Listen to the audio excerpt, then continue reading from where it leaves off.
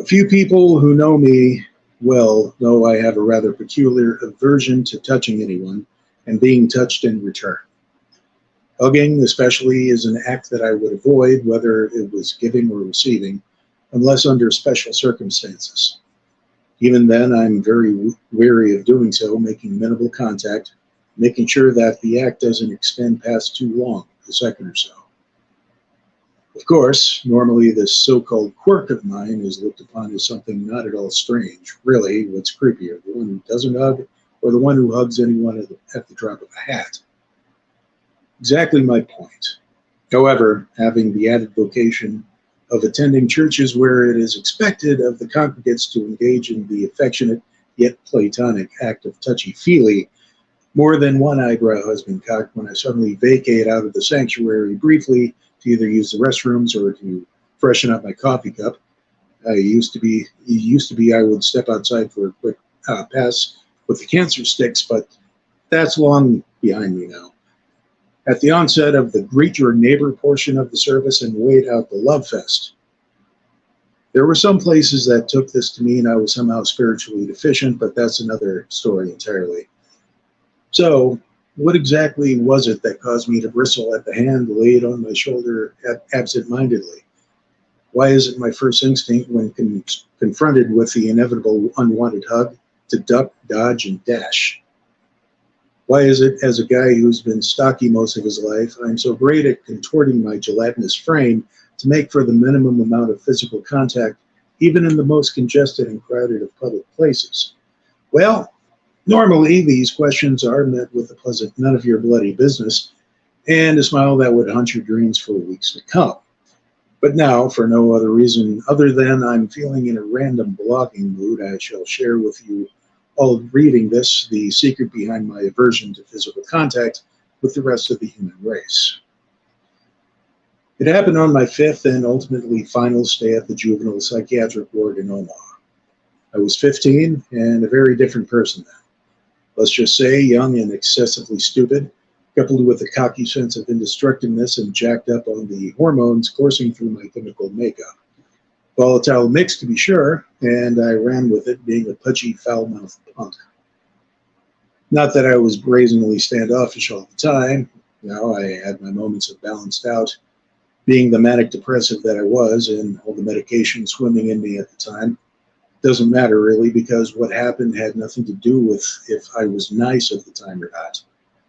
As a matter of fact, what triggered the eventus momentous would be considered quite innocent by some, most in fact. Certainly I did at the time, but to reiterate, none of that matters. Her name was Tracy. Not sure if she spelled it the way I do here or not. She was 17 years of age at the time and was friends with another patient named Jody previous to her internment at the hospital. I mentioned Jody mainly because she was one of the few older patients that was actually kind to me, going out of her way even at times to be so when most of the other kids, well, let's just say didn't. Whereas most, if not all, the kids who wound up on the fourth floor of Emmanuel Hospital were admitted by the psychiatrics, their parents, or more often than not, the combination of both.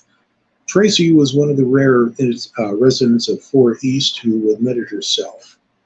Her reason for voluntary confinement was a mystery at first, as was her curious aversion to talking with me or even being near myself personally. The answer to the first part was an infuriating and sad one. As to the second part, well, she was habitually raped by her older brother. Admitting herself was the only way she escaped the bastard. The information was freely given on the first group therapy session the Monday after she admitted herself. Of course, there is no fathomable way I can even begin to relate to that kind of horror. Why this was allowed to continue to the point of this girl having to take such matters into her own hands to take herself out of there, I'm speechless. She immediately had my and the group's sympathy and support. What she didn't tell me was, apparently, I looked almost exactly like her brother. As to why this information wasn't as forthcoming as it should have been, I don't know.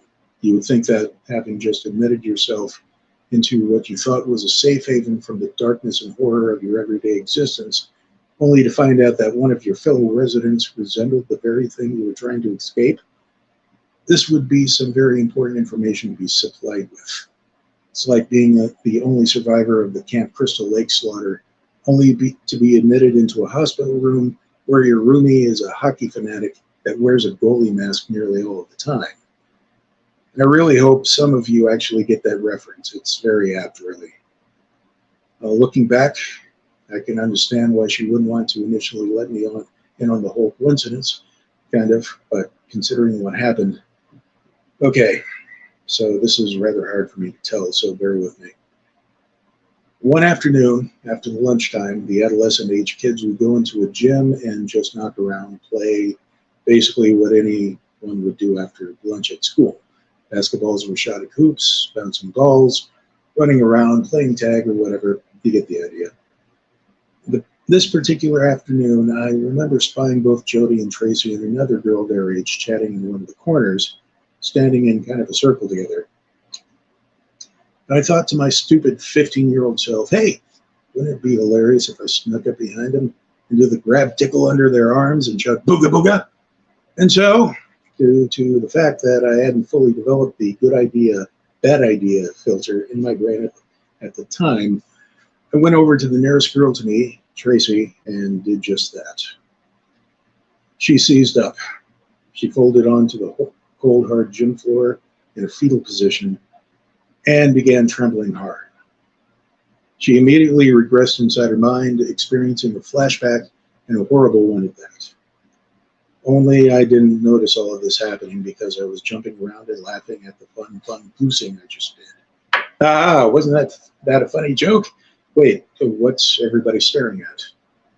I'll spare everybody the details of what transpired during the following week. Needless to say, it was a very intense week, to understate things. After being fully assessed of what transpired and why, I tried to help pick up the pieces. I sought forgiveness and received none. While Jody was the only one who forgave me after confronting me about it, Tracy never could.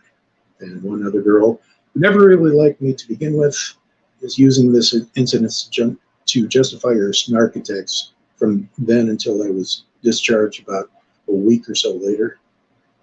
Now this changed me profoundly. Keep in mind, this all happened before I gave my life to Jesus. Don't know why I bring that up, I just do. To this day, I don't like to touch or be touched unwantedly. It is an unconscious form of self-flagellation, a sick penance that is neither used or needed in the long run, maybe.